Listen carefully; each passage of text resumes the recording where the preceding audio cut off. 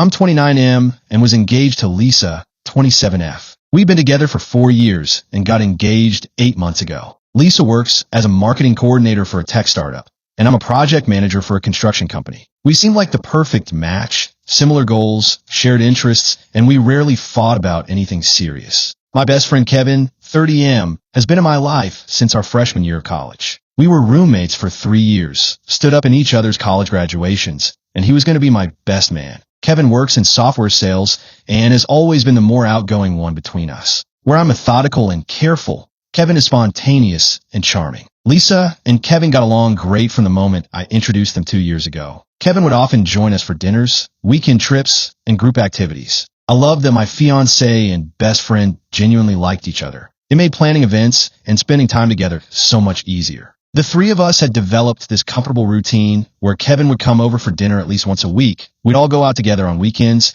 and he'd frequently text both Lisa and me in our group chat about plans or just random stuff throughout the day. Lisa's birthday was on March 15th, and she'd been planning this dinner for weeks. She'd made reservations at Chez Laurent, this fancy French restaurant downtown that we'd been wanting to try for months. The reservation was for 7 p.m. on a Friday night, and Lisa had invited me, Kevin, her sister, and 2 of her close friends from work. I've been looking forward to the dinner, and had already bought Lisa a beautiful necklace that I was planning to give her that night. But then work completely fell apart on me that Friday. I'm managing this huge commercial project, a new office building that's supposed to be finished by June. The client is incredibly demanding, and we've been dealing with permit issues and supply chain problems for weeks. On Friday morning, our electrical contractor called to say they discovered a major problem with the building's wiring that would require us to tear out walls we just finished. The client was supposed to do a walkthrough at 4 p.m., and I knew that if I didn't have a solution ready, we could lose the contract entirely.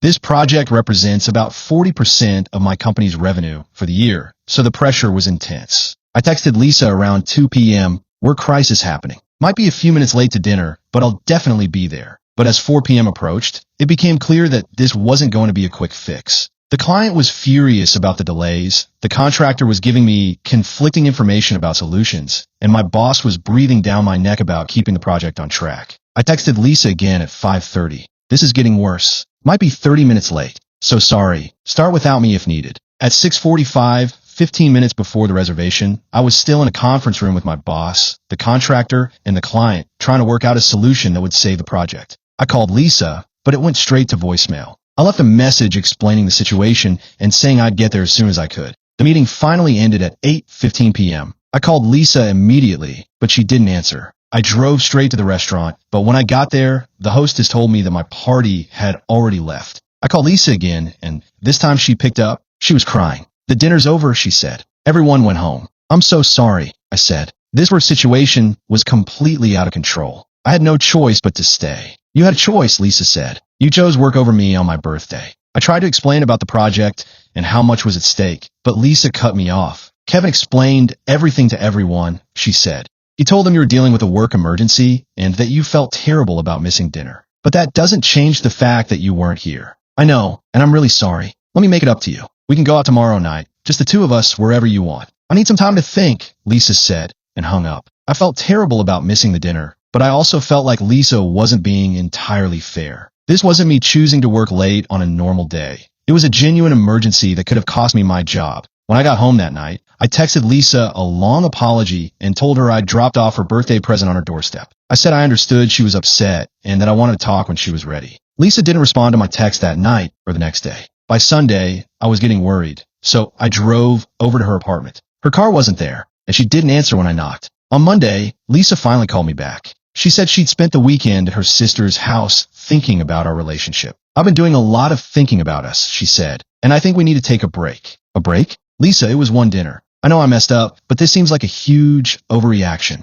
"It's not just about the dinner," she said. "It's about priorities. I need to figure out if I want to marry someone who will always put work first." I was stunned. We'd been together for 4 years and engaged for 8 months, and now she wanted to take a break because I missed one dinner due to a work emergency. "What does this mean for the wedding?" I asked. "Our wedding was supposed to be in 2 months. I think we should postpone it," Lisa said. "I need time to think about whether this is really what I want." I was devastated. We'd been planning this wedding for months, had already paid deposits on the venue and caterer, and sent out invitations. Now Lisa wanted to throw it all away because of one missed dinner. "Lisa, Please don't do this, I said. We can work through this. I know work has been stressful lately, but the project will be finished in a few weeks and things will go back to normal. That's exactly the problem, she said. There's always going to be another project, another crisis, another reason why work comes first. I need to figure out if I can live with that. We agreed that Lisa would stay at her sister's place for a week while we both thought about things. I spent that week replaying every conversation we'd had over the past few months, trying to figure out if I'd missed some sign that Lisa was unhappy. After a week of barely any communication, Lisa agreed to meet me for coffee to talk about our relationship. I was hopeful that we could work things out and get back on track with our wedding planning. But when Lisa showed up at the coffee shop, she looked different.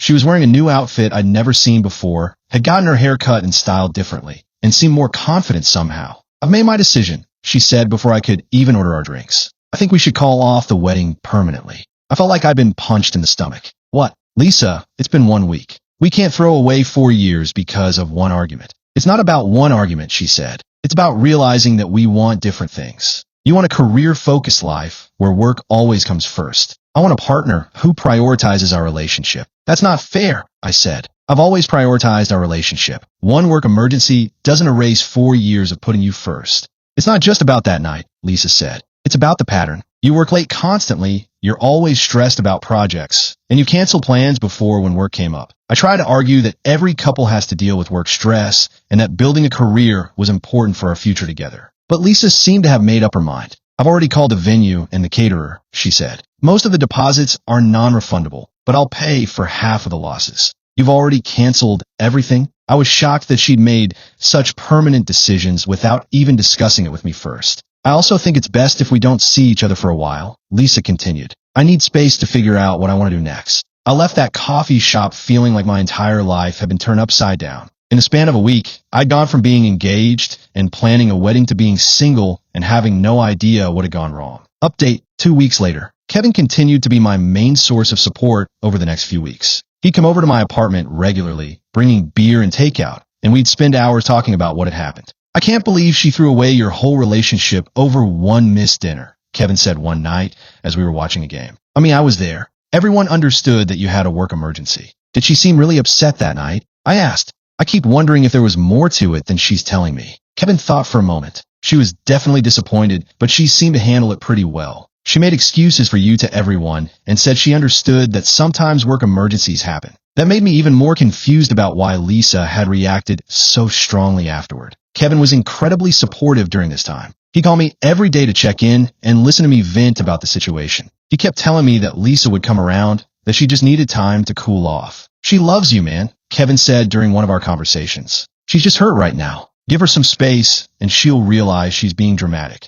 Kevin even offered to talk to Lisa on my behalf. He said maybe hearing from a neutral third party would help her see that I wasn't the villain she was making me out to be. I could explain the worst situation to her, Kevin said. Sometimes people need to hear things from someone who isn't emotionally involved. I thanked Kevin for the offer, but said I thought Lisa and I needed to work this out ourselves. I was starting to accept that our relationship was really over. I moved out of the apartment we'd been sharing and found a small one-bedroom place across town. I was trying to focus on work and rebuilding my life as a single person. Kevin was still being an amazing friend throughout all of this. He helped me move, listened to me complain about Lisa, and kept inviting me out to try to get my mind off things. You need to start dating again, Kevin said one Friday night as we were having drinks at our usual bar. Lisa has moved on. You should too.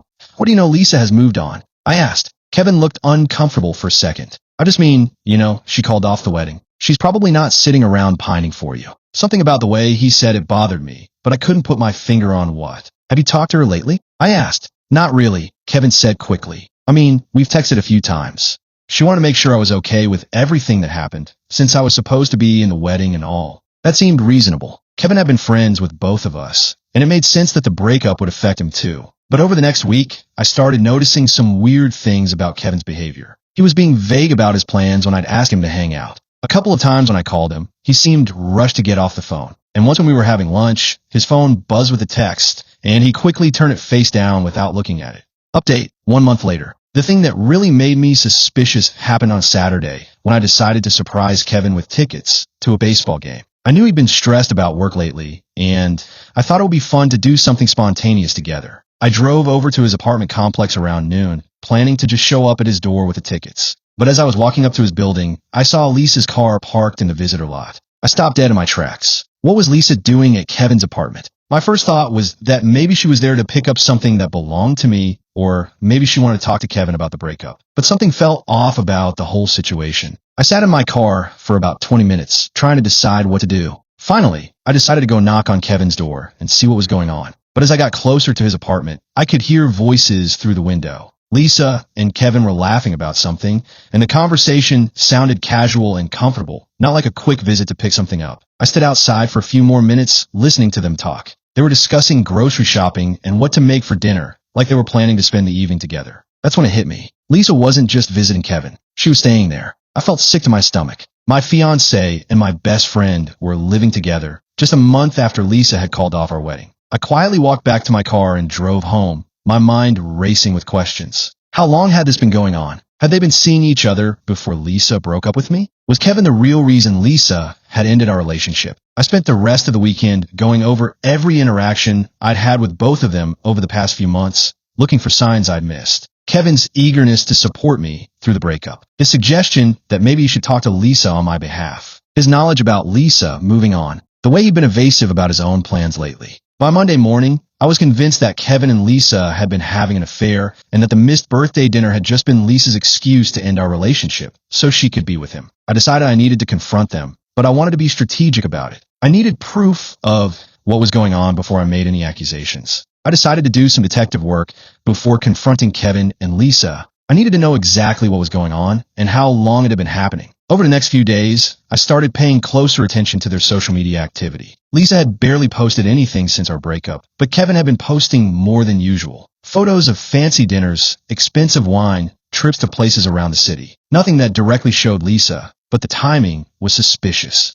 I also started driving by Kevin's apartment at different times to see if Lisa's car was there regularly. Sure enough, her car was in his visitor lot every single day. She wasn't just visiting, she was definitely living there. The most damning evidence came when I decided to check our old group chat. Kevin, Lisa, and I had been texting in a group for over a year, sharing plans and random thoughts throughout the day. The chat had been quiet since the breakup, but when I scrolled back through the messages from before Lisa's birthday, I started noticing things I'd missed before. There were several private jokes between Kevin and Lisa that I hadn't been part of. References to conversations they'd apparently had without me. And most telling, there were a few instances where they'd made plans to hang out during times when I was working late, but they'd never mentioned these meetups to me. Looking at the message timestamps, I realized that Kevin and Lisa had been texting each other constantly in the weeks leading up to her birthday. Sometimes they'd exchange 20 or 30 messages while I was at work, talking about everything from their favorite TV shows to complaints about their jobs. I felt like an idiot for not noticing it before. My fiancé and best friend had essentially been having an emotional affair right in front of me, and I'd been too focused on work to see it. But the smoking gun came when I remembered that Kevin had access to my Netflix account. We'd been sharing streaming passwords for years, and I'd never bothered to change them after the breakup. When I logged into Netflix and checked the viewing history, I could see that someone had been watching romantic comedies and drama series late at night for the past month. These weren't shows that Kevin would normally watch, and they definitely weren't things I'd been watching during my post-breakup depression. Lisa and Kevin had been having cozy movie nights at his apartment, while I was at home feeling sorry for myself. Armed with all this evidence, I decided it was time for a confrontation. But I didn't want to just show up at Kevin's door angry and emotional. I wanted to catch them off guard and make them admit what they'd been doing. I texted Kevin on Thursday afternoon. Hey man, want to grab dinner Friday night? I'm finally feeling ready to get back out there and maybe meet some people. Could use your advice. Kevin responded quickly. Actually, I'm not free Friday. Maybe another time. Then I texted Lisa. I know we said we needed space, but I found some of your stuff in my closet. Can I drop it off sometime this weekend? Lisa took several hours to respond. I'm not in town this weekend. Can you just hold on to it for now? So they were both lying to me about their availability and whereabouts. Perfect. I spent Friday evening parked across the street from Kevin's apartment, watching Lisa's car in the parking lot and seeing lights on in his windows. They were definitely together, having a nice evening while lying to me about their plans. That's when I decided they both needed to face some consequences for what they'd done to me. But then Kevin made a crucial mistake. On Monday, while I was in a client meeting, he called and left a voicemail. When I listened to it later, I couldn't believe what I heard. Hey man, just wanted to check in and see how you're doing. Lisa's doing a lot better now that she's settled in at my place. I mean, settled into the whole breakup situation. She's been really stressed about everything, but I think she's finally finding some peace. Anyway, call me back when you get a chance. Kevin had accidentally revealed that Lisa was living with him, then tried to cover it up in the same message. But the slip was already out there. I saved that voicemail immediately. It was the perfect evidence of their deception. Update, 5 weeks later. I spent the next week planning my approach. I wasn't going to do anything crazy or illegal, but I wanted Kevin and Lisa to understand that their actions had consequences. The first thing I did was gather all the evidence I'd collected, screenshots of the group chat messages, photos of Lisa's car at Kevin's apartment, the Netflix viewing history, and Kevin's incriminating voicemail. Everything that proved they'd been together before a breakup. Then I started thinking about what would hurt them the most. For Lisa, it would be her reputation. She prided herself on being seen as a good person, someone who was honest and moral. She worked in marketing where image and relationships were everything. For Kevin, it would be professional embarrassment. He worked in software sales, and his success depended on people trusting him and seeing him as reliable. His company was also pretty conservative, and they took personal conduct seriously. But the thing that would hurt them both the most was having their friend group know the truth about how our relationship really ended. Lisa and I shared a lot of mutual friends from college and work. Kevin and I had an even bigger social circle that we'd built over nearly 10 years of friendship. Both of them had been telling people that Lisa and I had simply grown apart, that the missed birthday dinner was just the final straw in a relationship that wasn't working. Nobody knew that they'd been carrying on behind my back. I decided to host a party. I sent out invitations to about 30 people. Everyone from our combined social circles, including Lisa's coworkers, college friends, and even some of her family members who I'd stayed close to over the years. I also invited all of Kevin's friends, including some guys from his work. The invitation was for a moving on party at my new apartment. I said I wanted to celebrate starting my new life as a single person and thank everyone who had supported me through the difficult transition. Most importantly, I made sure the invitation went to both Lisa and Kevin. I knew they wouldn't be able to come together without raising questions, and I was counting on their arrogance to make them think they could handle the situation. Kevin responded first. Dude, are you sure you want to do this?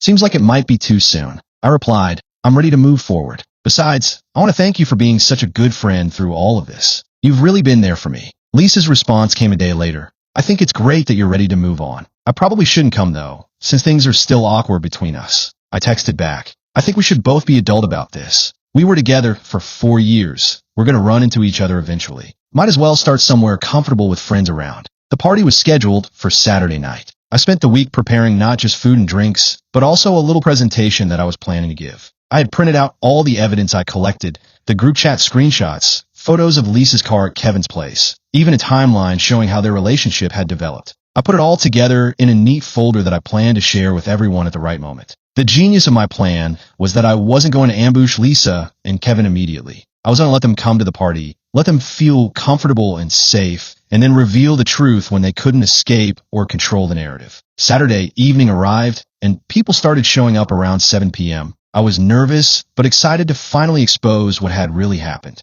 Kevin arrived first, around 7:30. He brought beer and acted like everything was normal between us. This is really cool that you're doing this, he said, looking around my new apartment. I'm proud of you for putting yourself out there. Lisa showed up about an hour later, looking beautiful but nervous. She brought a bottle of wine and gave me an awkward hug. Thank you for inviting me, she said. I wasn't sure if I should come, but I'm glad we can be mature about this. For the first hour of the party, everything seemed normal. People were mingling, drinking, and catching up. Lisa and Kevin were being careful not to stand too close to each other or interact too much, but I could see them exchanging glances across the room. Around 9 p.m., when everyone had arrived and had a few drinks, I decided it was time for my speech. I tapped my beer bottle with a knife to get everyone's attention. Hey everyone, thanks for coming tonight, I said, raising my voice so the whole room could hear me. I know some of you might think it's weird that I'm throwing a party to celebrate my breakup, but I wanted to get everyone together for a reason. The room got quiet, and I could see Lisa and Kevin both looking uncomfortable near the back of the crowd.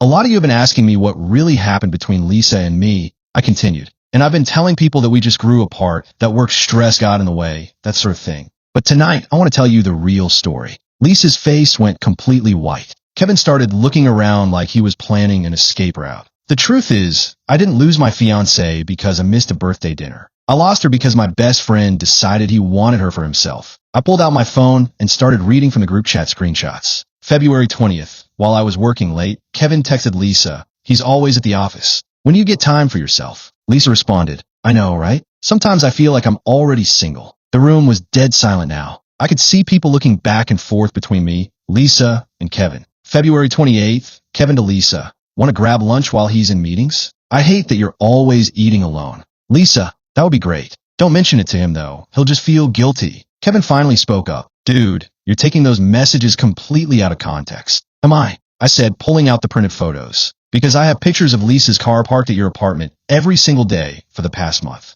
I have Netflix records showing someone watching romantic comedies at your place late at night. And I have timestamps showing that you two were texting each other constantly in the weeks before her birthday. I walked over to Lisa, who looked like she was about to cry. The birthday dinner was never about me choosing work over you, was it, Lisa? It was about giving you an excuse to end our relationship so you could be with Kevin without looking like the bad guy. That's not true, Lisa said, but her voice was shaking. Really? Because I also have this. I pulled out my phone and played the voicemail that Kevin had left me 2 weeks earlier. Kevin's voice filled the room. Hey man, just wanted to check in and see how you're doing. Lisa's doing a lot better now that she's settled in at my place. I mean, settled into the whole breakup situation. She's been really stressed about everything, but I think she's finally finding some peace. Anyway, call me back when you get a chance. Kevin had accidentally revealed that Lisa was living with him, then tried to cover it up in the same message. The room erupted. People started talking all at once, and I could hear Lisa's friends expressing shock and disappointment.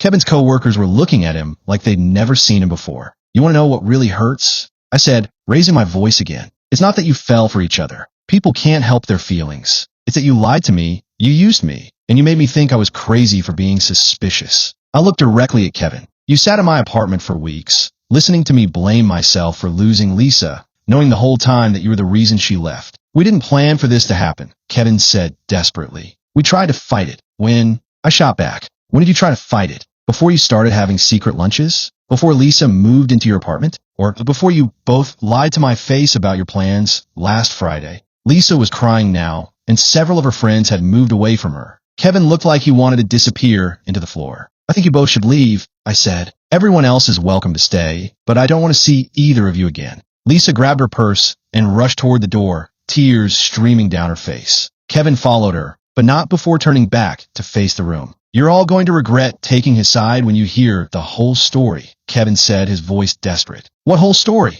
Called out Mike, Kevin's coworker. The one where you stabbed your best friend in the back. Kevin didn't have an answer for that. He left without another word. After they were gone, the party took on a completely different energy. Instead of celebrating my moving on, everyone was processing what they just witnessed. I can't believe they did that to you, said Sarah, one of Lisa's college friends. I feel like such an idiot for believing their story about you growing apart. Over the next few hours, people shared their own observations about Lisa and Kevin's behavior over the past few months. Several people mentioned noticing them texting each other constantly or seeming unusually close at group events. I thought it was weird when Kevin knew so much about Lisa's work drama, said Tom, another friend. But I figured you were just telling him about it. The party ended around midnight, and I spent the next hour cleaning up and thinking about what I'd just done. I felt satisfied that the truth was finally out, but I also wondered if I'd gone too far. Update, 3 months later. The consequences for Lisa and Kevin were swift and severe. By Monday morning, word had spread through Lisa's office about what had happened at the party. Her boss, who had been at the party, called her into his office for a conversation about personal conduct affecting professional relationships. Lisa worked in marketing, where reputation and trust were everything, and her colleagues started treating her differently. Kevin had it even worse.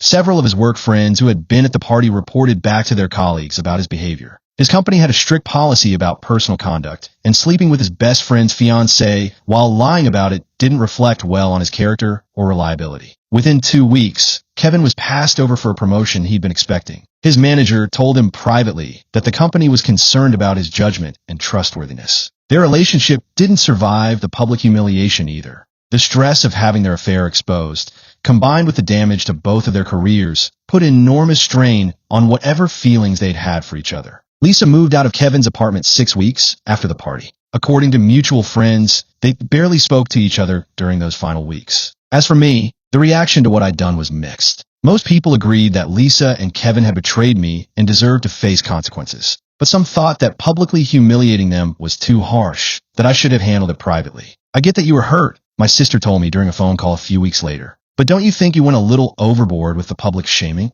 Maybe I did. But after months of being lied to, gaslit, and made to feel like the failure in the relationship, I wanted Lisa and Kevin to face the truth about their actions. 3 months later, I can honestly say I don't regret what I did. Lisa and Kevin made calculated decisions to lie and cheat, and they were prepared to let me take the blame for our relationship ending. They deserve to have their reputations damaged because their reputations were built on lies. I've started dating again, and I'm in a much better place emotionally. Sometimes the best way to move on isn't to take the high road. Sometimes it's to make sure that people face the consequences of their choices. Lisa and Kevin got what they wanted, each other. They just didn't get to keep their reputations intact while they did it. And honestly, I think that's exactly what they deserved.